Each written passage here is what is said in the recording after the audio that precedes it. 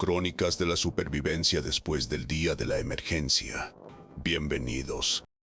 Estás por escuchar el capítulo 7.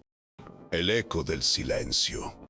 Comandante Vance, el amanecer después de la primera noche de asedio. Pero también la cruda realidad de la devastación. ¿Qué pasó con las comunicaciones en ese momento? Me refiero a las de largo alcance. Un respiro. Sí, pero mezclado con un silencio ensordecedor. La oscuridad de la noche había sido un manto que ocultaba la verdad de nuestro aislamiento. Pero con la luz del día, la verdad se hizo innegable. Los intentos de comunicación, o lo que quedaba de ellos, se convirtieron en un eco vacío. Una tortura lenta para el espíritu. Ya había mencionado que las comunicaciones de largo alcance estaban interrumpidas desde el día de la emergencia. ¿Pero qué significa eso en la práctica para Éxodo 1 durante esa primera mañana? ¿Qué tan desesperada era la situación? Era mucho más que una simple interrupción. Era la muerte de la conectividad. La amputación del mundo que conocíamos. Durante la noche habíamos estado demasiado ocupados sobreviviendo, luchando contra las criaturas que brotaban del abismo. Pero con la tregua del amanecer, la prioridad se volvió a intentar alcanzar a alguien, a cualquiera, que pudiera haber sobrevivido. ¿Y qué encontraron? Nada. Solo estática. Un zumbido constante que era peor que el silencio absoluto, porque era la voz de la nada. El sargento Ortiz, nuestro oficial de comunicaciones. Un hombre que antes podía conectar un satélite desde el fondo de una cueva. Tenía los ojos inyectados en sangre. Pasó la mañana entera intentando cada frecuencia conocida, cada protocolo de emergencia, con una desesperación creciente que era palpable en toda la sala de comunicaciones. Sus equipos, diseñados para resistir cualquier interferencia, solo mostraban patrones erráticos, lecturas de energía anómalas, como si la misma atmósfera se hubiera vuelto hostil a la transmisión de datos. ¿Era un problema técnico o algo más profundo? Era el colapso. La misma red global, la infraestructura que unía a la humanidad, había sido aniquilada. No eran solo nuestros equipos, era el sistema entero. Las torres de comunicación, los satélites, los cables submarinos. Todo había sido silenciado, desintegrado. O estaba bajo el control de algo que no entendíamos. Recuerdo a Ortiz golpeando el panel de control con frustración, susurrando que era como gritar en un ataúd. Esas palabras, gritar en un ataúd, se quedaron conmigo porque así se sentía Éxodo 1. Un ataúd flotando en un mar de incertidumbre. ¿Qué impacto tuvo esa realización en usted y en los demás líderes? ¿En los soldados? Fue devastador. Al principio teníamos la esperanza de que éramos los primeros en ser atacados, que habría refuerzos, que otras ciudades estarían en mejor situación. Pero ese silencio, esa ausencia total de respuesta, nos dijo la verdad. Estábamos solos, completamente solos. Recuerdo la cara del capitán Kaelen, normalmente inquebrantable mientras escuchaba los reportes de Ortiz. Sus ojos, por un instante, mostraron una profunda tristeza, una comprensión de la magnitud de nuestra situación. Para los soldados fue un golpe duro a la moral. Muchos se aferraban a la idea de que la coalición de ciudades libres enviaría ayuda, que el mundo exterior aún existía como lo recordaban. La estática en las radios, la imposibilidad de escuchar una voz amiga, les robó esa última pizca de esperanza en la normalidad. ¿Cómo manejó esa desesperación? ¿Cómo evitó que se convirtiera en pánico o rendición? No fue fácil. Hubo momentos de profunda desesperación, donde el peso de la responsabilidad me aplastaba. Pero como líder, no podía permitirme mostrar esa debilidad. Mi deber era ser la roca, el faro en la tormenta. Convoqué a los líderes de escuadrón y al personal clave. Y fui brutalmente honesta.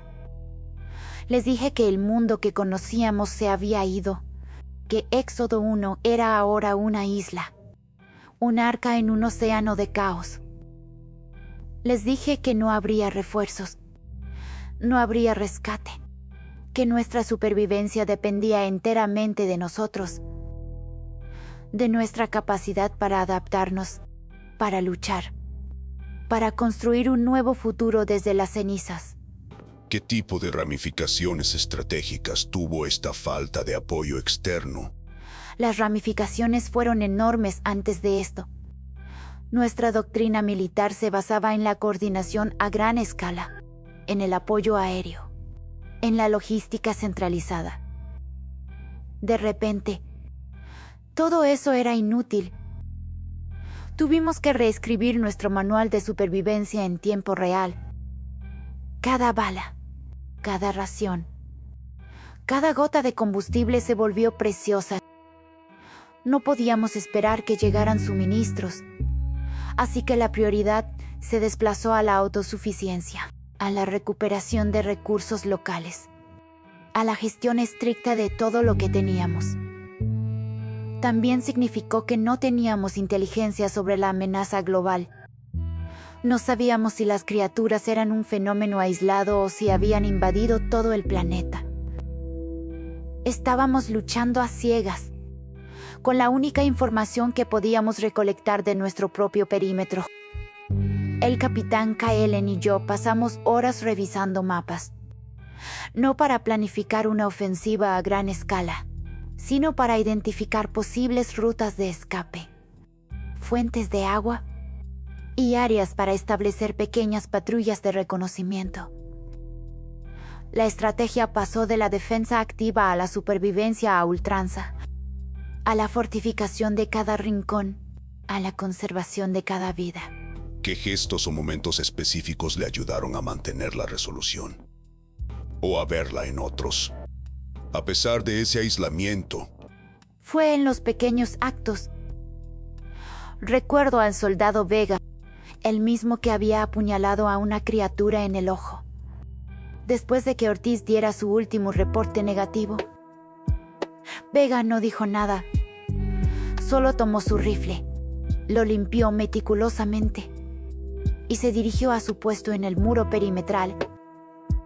No había desesperación en sus ojos, solo una determinación fría, una nueva resolución. O la señora Elena, quien a pesar de la noticia, siguió organizando a los niños mayores para recargar municiones, pero ahora con una urgencia renovada. Ella les decía que cada bala era una oportunidad de vivir y que debían hacerlas contar. Era la germinación de una nueva forma de pensar, de una nueva esperanza. No era la esperanza de ser salvados, sino la esperanza de salvarnos a nosotros mismos.